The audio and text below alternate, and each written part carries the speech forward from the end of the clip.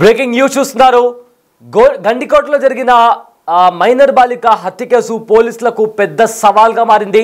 అయితే ఇప్పటికే వారం రోజులు గడుస్తున్న ఆ అమ్మాయిని హత్య చేసింది ఎవరు అనే దానికి సంబంధించి కూడా ఇంకా ఎలాంటి సమాధానం రాలేదు. గండికోటలో అమ్మాయి మైనర్ బాలిక హత్య ఇంకా మిస్టరీగానే మిగిలింది. ఇప్పటికే వారం రోజులుగా మారింది. పోలీసులు రకరకాల ఎవిడెన్సెస్ సేకరిస్తూనే ఉన్నారు. టెక్నికల్ ఎవిడెన్స్ కావచ్చు, అదే రకంగా అక్కడ అదే విధంగా అక్కడికి వెళ్ళి ఏకంగా ఎన్నో గంటలు శ్రమించి పోలీసులు ఆ ప్రాంతాన్ని అంతా కూడా జల్లడ పట్టారు. కానీ ఇంతవరకు కూడా అన్ని ఎవిడెన్సెస్ దొరికినా కూడా ఎగ్జాక్ట్గా ఎవరు అమ్మాయిని చంపారో అని దానికి సంబంధించి ఇంకా ఎలాంటి సమాధానం అయితే పోలీసుల నుంచి రాలేదు. అయితే మొదట అమ్మాయి ప్రియుడు లోకేష్ పైన అనుమానం వచ్చింది.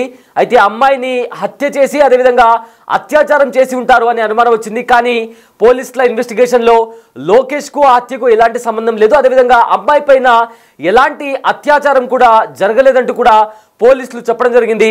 ఆ తర్వాత కుటుంబ సభ్యులపైన అనుమానం వచ్చింది. ఇది పరువు హత్య అన్నట్లుగా కూడా కొన్ని అనుమానాలు వచ్చాయి.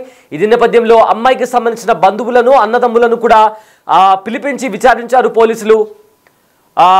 ప్రజెంట్ డేస్ అక్కడ బిగ్ స్క్రీన్ పైన ఆ అమ్మాయి బ్యాగ్ తగిలించుకొని ఏదైతే టెంపుల్ ఉందో ఆ టెంపుల్ నుంచి ఆ టెంపుల్ బ్యాక్ సైడ్ వెళ్తున్న దృశ్యాలు మనం చూస్తాం. అంటే చివరిసారిగా అమ్మాయి బ్యాగ్ తగిలించుకొని ఆ టెంపుల్ వైపు వెళ్తున్న ఫోటో ప్రజెంట్ మనము బిగ్ స్క్రీన్ పైన చూస్తాము. అలా కొద్దిసేపు ఆ అమ్మాయి ఆ బ్యాగ్ తగిలించుకొని ఆ టెంపుల్లో కాసేపు తిరిగింది. ఆ తర్వాత శవమై ఆ టెంపుల్ వెనుకల కనిపించింది ఆ అమ్మాయి. సో దీంతో ఒక్కసారిగా రెండు తెలుగు రాష్ట్రాల్లో కాస్త షాక్కు గురి చేసే అంశం ఇది. అయితే ఇప్పటికే ఆ అమ్మాయి తాలూకా బంధువులే అమ్మాయిని చంపేసి ఉంటారు అని కూడా చాలా పెద్ద మొత్తంలో చర్చ నడుస్తుంది. కానీ అమ్మాయి తల్లిదండ్రులు మాత్రం మాకు సంబంధం లేదు, మా బిడ్డను చంపుకోవాల్సినంత దౌర్భాగ్య స్థితిలో మేము లేము అంటూ కూడా తల్లిదండ్రులు చెప్తున్నారు. సో అయితే ఎవరు మరి ఒకవైపు ఏమో ప్రియుడికి హత్యతో ఎలాంటి సంబంధం లేదు అంటూ కూడా పోలీసులు చెప్తున్నారు, మరోవైపేమో తల్లిదండ్రులు మేము చంపలేదు అంటున్నారు. అయితే పోలీసులు వాళ్ళని పిలిపించి విచారిస్తున్నటువంటి పరిస్థితి కనిపిస్తోంది. కానీ దీనికి సంబంధించి అటు తల్లిదండ్రులు కాదు, ప్రియుడు కాదు, కానీ మూడో వ్యక్తి ఏమైనా అక్కడ వచ్చిన కొంతమంది పర్యాటకులు వాళ్ళు ఏమైనా ఆ అమ్మాయిని హత్య చేశారనే కోణంలో కూడా దర్యాప్తు చేస్తున్నారు. చాలా వరకు కూడా 60 మందికి పైగా అక్కడికి వచ్చిన వాళ్ళని కూడా ఇన్వెస్టిగేట్ చేశారు, విచారించారు అన్నట్టుగా తెలుస్తోంది. ఏకంగా అమ్మాయి అక్కడున్న టైంలో ఎవరెవరి సెల్ ఫోన్ టవర్కి సంబంధించిన సిగ్నల్ ఆ ఏరియాలో ఉంది అనే దానికి సంబంధించి కూడా ఇన్వెస్టిగేషన్ చేశారు. బట్ అయినా కూడా ఇంకా ఈ కేసుకి సంబంధించి ఇంకా మిస్టరీ విడట్లేదు. అయితే వారం రోజులుగా క్లూస్ టీమ్ అదేవిధంగా చాలామంది ఉన్నతాధికారులు అక్కడ చేరుకొని ఆ ప్రదేశంలో అమ్మాయి ఉన్న ప్రదేశంలో కూడా తనిఖీలు చేశారు. అయితే హత్యకు ముందు కోటలోని ఒక గుడి ఆలయంలో ఒంటరిగా ఆ అమ్మాయి తిరిగింది. అంటే ఆలయం అంతా కూడా అమ్మాయి తిరిగిన దృశ్యాలు కూడా మనము బిగ్ స్క్రీన్ పైన చూస్తున్నాము. అయితే పర్యాటకుల సెల్ఫీ ఫోటోల్లో కూడా ఆ అమ్మాయి కనిపించింది. ఇక యువతికి సంబంధించిన ఫోటోలను కూడా సేకరించారు పోలీసులు. ఈ నెల 14న గండికోటలో ఇంటర్ స్టూడెంట్ హత్య ఇప్పటికే కలకలం రేపుతోంది. అయితే మొదట ప్రియుడు లోకేష్ పైన అనుమానం వచ్చింది. ఆ తర్వాత కుటుంబ సభ్యుల పాత్ర ఉందా అని కూడా విచారణ చేశారు. అయితే ఇప్పటి వరకు ఆ చిక్కుముడి విప్పేందుకు కూడా పోలీసులు తంటాలు పడుతున్నారు. సో ఈ నెల 14న అంటే ఇవాళ 23వ తేదీ, అంటే ఆల్మోస్ట్ 10 రోజులు కావస్తుంది. కానీ ఇప్పటి వరకు ఆ అమ్మాయిని ఎవరు చంపారు అని దానికి సంబంధించి కూడా చాలా మందిని అనుమానితులను అదేవిధంగా అమ్మాయి తాలూకా బంధువులను అన్న వాళ్ళను అదేవిధంగా వాళ్ళ తల్లిదండ్రులను సో వీళ్ళందరినీ కూడా విచారించారు. కానీ దానికి సంబంధించి కూడా ఇంకా ఎలాంటి సమాధానం పోలీసుల నుంచి రాలేదు. సో దీనికి సంబంధించి ఎవరు అమ్మాయిని చంపింటారు, అమ్మాయిని అంత దారుణంగా అది కూడా నగ్నంగా చేసి చంపేసి ముళ్ళ పొదల్లో పడేయాల్సినటువంటి పరిస్థితి, ఆ ముళ్ళ పొదల్లో పడేయాల్సినటువంటి అవసరం ఎవరికి ఉంది అనే దానికి సంబంధించి కూడా దర్యాప్తు ఇంకా కొనసాగుతూనే ఉంది. అయితే చాలామంది స్థానికంగా ఉండేవాళ్ళు మరికొంతమంది ఖచ్చితంగా అమ్మాయికి తెలిసిన వాళ్ళే, అమ్మాయి బంధువులే ఈ అమ్మాయిని చంపేసి ఉంటారు అనే దాంట్లో కూడా అనుమానం వ్యక్తపరుస్తున్నారు. అయితే మరీ ముఖ్యంగా పరువు హత్య అంటే వేరే కులం అబ్బాయిని ఇష్టపడింది అనే కారణంగానే చంపేసి ఉంటారు అనేది కూడా చాలామంది అనుమానిస్తున్నారు. కానీ తల్లిదండ్రులు వాళ్ళు మాట్లాడిన స్టేట్మెంట్ ప్రకారం వాళ్ళు ఏం చెప్తున్నారంటే మా కూతుర్ని చంపుకునే అంత దౌర్భాగ్య స్థితిలో మేము లేము అంటూ కూడా తల్లిదండ్రులు మాట్లాడుతున్నటువంటి పరిస్థితి కనిపిస్తుంది. సో ప్రజెంట్ పోలీసులు అక్కడ విచారణ చేస్తున్న టైంలో అక్కడ చూస్తున్నాము, వాళ్ళు క్లూస్ సేకరిస్తున్నారు. ఆ విజువల్స్ కూడా మనం చూస్తున్నాము. అదే రకంగా ఆ బాలిక ఒంటరిగా టెంపుల్ పరిసర ప్రాంతాల్లో తిరుగుతున్న దృశ్యాలు కూడా మనం చూస్తున్నాము. రైట్, ఇదే అంశానికి సంబంధించిన పూర్తి డీటెయిల్స్ మా ప్రతినిధి శివ అందిస్తారు. ఎస్ శివ, ఇప్పటికే ఏకంగా 10 రోజులు కావస్తుంది గండికోటలో అమ్మాయి దారుణమైన హత్యకు గురై ఇప్పటికే 10 రోజులు కావస్తుంది. కానీ అమ్మాయికి సంబంధించి ఇంతవరకు అమ్మాయిని ఎవరు హత్య చేశారు అనే దానికి సంబంధించి కూడా ఇంకా ఎలాంటి సమాచారం బయటికి రావట్లేదు. సో ప్రజెంట్ పోలీసులు ఏం చెప్తున్నారు అండ్ ప్రజెంట్ అక్కడ ఉన్న పరిస్థితి ఏంటి శివ?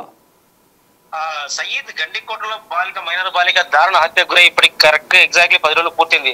అయినప్పటికీ కూడా ఈ కేసుపై మాత్రం మిస్టరీ వేయడం లేదు. పోలీసులు విచారణ కొనసాగుతున్నప్పటికీ కూడా వీటిలో హంతకులు అనే అంశంపై చాలా సందేహంగా మిస్టరీగా మారింది. అయితే దీనికి సంబంధించి పోలీసులు ఒక్కో కోణంలో ఒక్కోసారి ఒక్కో విధంగా విచారిస్తున్నట్టు తెలుస్తోంది. దీనికి సంబంధించి దీంట్లో హత్యకు సంబంధించిన కోణాల్లో ప్రతి పాయింట్ క్షుణ్ణంగా పరిశీలిస్తున్నారు. వీటికి సంబంధించి ఎవరైతే లోకేష్ లేదని తేలిన తర్వాత మాత్రం అన్ని కోణాల్లో విచారణ చేపడుతున్నప్పటికీ కొంతవరకు కుటుంబ సభ్యులు తిరిగినప్పటికీ కూడా ఈ దశలో ఈ కోణంలో మాత్రం పోలీసులకు ఆధారాలు లభించాయా లేదనేది మాత్రం ఇప్పటివరకు తేలడం లేదు. అయితే కాల్ డేటా ఏదైతే ఉందో కుటుంబ సభ్యుల కాల్ డేటా, సో ఈ కాల్ డేటా అంతా ఇప్పటికీ పరిశీలించారు. ఇప్పటికి దాదాపు వరుసగా 4 రోజులుగా కుటుంబ సభ్యులందరినీ కూడా విచారించి పంపిస్తున్నారు. అయినప్పటికీ కూడా అసలు మిస్టరీ ఏంటనేది తేలడం లేదు. పోలీసులు వీటిపై ఎవరు ధృవీకరించడం లేదు. కొన్ని కుటుంబ సభ్యుల పాత్ర ఉంటే ఇప్పటికీ ప్రాథమిక ఆధారాలు ఉన్నాయని డీఐజీ స్వయంగా చెప్పారు. ఒకవేళ ప్రాథమిక ఆధారాలు ఉంటే వారిని ఎందుకు అదుపులో తీసుకోలేదు, వారిని ఎందుకు విచారించి మాత్రమే పంపిస్తున్నారు? అది కూడా కేవలం ఒక పోలీస్ శైలిలో కాకుండా దానికి భిన్నంగా విచారిస్తున్నట్టు కూడా తెలుస్తోంది. సో అంటే వాళ్ళ ప్రమేయం ఉందా లేదా? వీటితో పాటు ఎవరైతే కొండయ్య అన్న ఉన్నాడో ఆయన ప్రధానంగా గత 2-3 రోజులుగా సురేంద్ర నుంచి కొండ చుట్టూ తిరుగుతోంది. అంటే సురేంద్ర తర్వాత కొండయ్య, దీంట్లో కొండయ్య పాత్రపై కూడా తిరుగుతున్నప్పటికీ కూడా కొండయ్య పాత్రను ఎందుకు నిర్ధారించలేదు అనే సందేహాలు వ్యక్తం అవుతున్నాయి. అంటే వీరికి సంబంధించి ప్రమేయం లేదా, అంటే ప్రమేయం ఉన్న ఆధారాలు లేవా, ఎందుకు ఆధారాలు సేకరించలేదు? ఇప్పటి వరకు 10 రోజులు గడుస్తుంది. ఎందుకు ఈ టెక్నికల్ ఆధారాలు ఎందుకు లభించలేదు? మొబైల్ సిగ్నల్స్ అన్నారు, మొబైల్ సెల్ డంప్స్ సేకరించామన్నారు, ఇట్లా ఆధారాలు లభించలేదా? పోనీ ఫింగర్ ప్రింట్స్ ఘటన జరిగిన సమయంలో ఎలాంటి ఫింగర్ ప్రింట్స్ లభించలేదా? లేదా అక్కడ సంబంధించి స్థానికుల ప్రమేయంపై విచారణ చేపట్టారు. స్థానికులందరినీ కూడా గండికోట ప్రాంతానికి సంబంధించిన స్థానికులను విచారించారు. అక్కడ కొందరిపై అనుమానాలు వ్యక్తం చేశారు. సో ఆ కోణంలో కూడా ఇప్పటికీ పోలీసులు తెచ్చలేదు. అంటే ఎందుకు ఆధారాలు లేవా? హత్య జరిగిన తర్వాత ఆధారాలు లేవా? ఒకవేళ చేసిన వాళ్ళు ఎందుకు ఆధారాలు లేకుండా ఎలా తప్పించుకున్నారు? గండికోటలోకి రావడానికి మరోదైనా మార్గం ఉందా? ఎందుకంటే గండికోటలోకి వెళ్ళాలంటే ఒక ప్రధాన మార్గం ఉంది. అక్కడ దాదాపు 14 సీసీ కెమెరాలు ఉన్నాయి. అంటే సీసీ కెమెరాలు తప్పించుకొని వాళ్ళు వెళ్ళారా? అంటే వేరే మార్గం గుండా వెళ్ళారా? ఆ మార్గం ఏది? అక్కడికి చేరడానికి ఇంకో మార్గం ఉంది. ఎవరు వచ్చారు? సో సెల్ ఫోన్ సిగ్నల్స్ అక్కడ కేవలం లిమిటెడ్ గా ఉదయం 8 గంటల నుంచి మధ్యాహ్నం 2 గంటల వరకు కేవలం 60 మంది మాత్రమే వచ్చారు. ఆ రోజు మొత్తం కలిపితే ఒక 250 వాహనాలు వచ్చాయి. ఈ 250 వాహనాలకు సంబంధించి ఎవరైతే ఉదయం పూట వచ్చారో, అంటే ఉదయం నుంచి 8 నుంచి మధ్యాహ్నం 2 వరకు, సో ఈ వచ్చిన వాళ్ళు ఎవరు? వాళ్ళ కాల్ డేటా సిగ్నల్స్ అన్ని ఖచ్చితంగా అక్కడ లభిస్తాయి. కానీ ఈ సిగ్నల్స్ తెలలేదా? ఒకవేళ మొబైల్ సిగ్నల్స్ టెక్నికల్ ఆధారం దొరకకుండా ఎవరైనా హత్య చేసి వెళ్ళారా అనే అంశంపై మాత్రం ఇప్పటికీ చాలా సందేహాలు మిగులుతూనే ఉన్నాయి.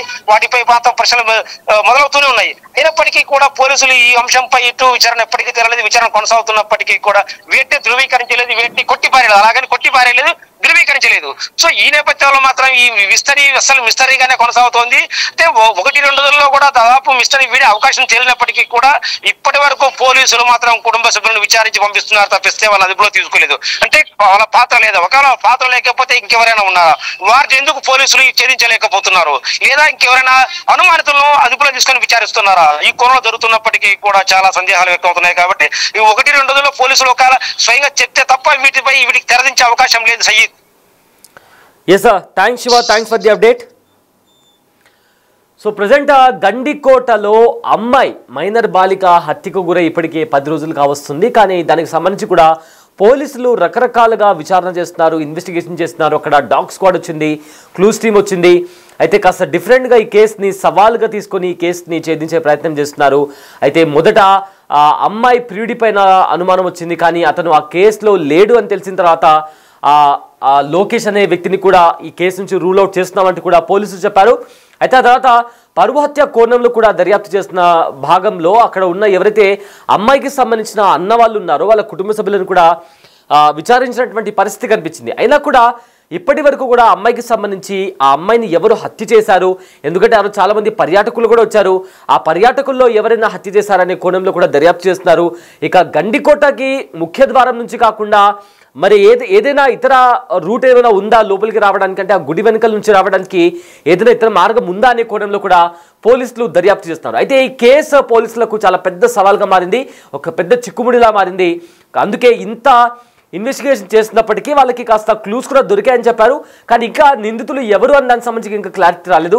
సో మరో 2 రోజుల్లో పోలీసులు ఒక ప్రెస్ మీట్ నిర్వహించి నిందితులకు సంబంధించి అండ్ ఈ కేసుకి సంబంధించిన రీసెంట్ డెవలప్మెంట్స్ గురించి కూడా చెప్పే అవకాశం ఉన్నట్లు కనిపిస్తోంది.